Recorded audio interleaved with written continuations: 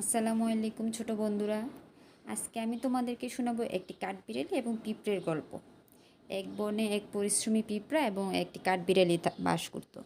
পিঁপড়া তার দিনগুলি খাদ্য সংগ্রহ করে এবং শীতের জন্য তার বাসায় সংরক্ষণ করে পার করত। অন্যদিকে কাঠবিড়ালি তার সময় অলসভাবে খেলা করে এবং আবহাওয়া উপভোগ করে কাটাতো, কখনোই ভবিষ্যতের কথা চিন্তা করতো না। শরতের এক উজ্জ্বল দিনে কাঠবিড়ালি পিঁপড়াকে ভুট্টার ভারী দানা নিয়ে যেতে দেখে হেসে বলল, এত পরিশ্রম কেন ভাই পিঁপড়া? এখন প্রচুর খাবার আছে। পিঁপড়া উত্তর দিল, সামনে শীতকাল আসছে এবং খাবারের অভাব হবে। আমি প্রস্তুত করছি, তাই আমি কখনোই ক্ষুধার্ত থাকবো না।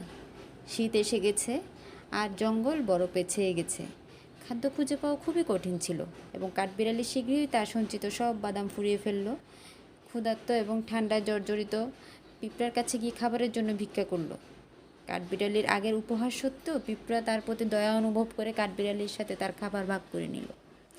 কাঠবিড়ালি সেই খাবার কৃতজ্ঞতার সাথে পিঁপড়ার কাছ থেকে নিল এবং বলল, ভাই পিঁপড়া, তোমাকে অসংখ্য ধন্যবাদ।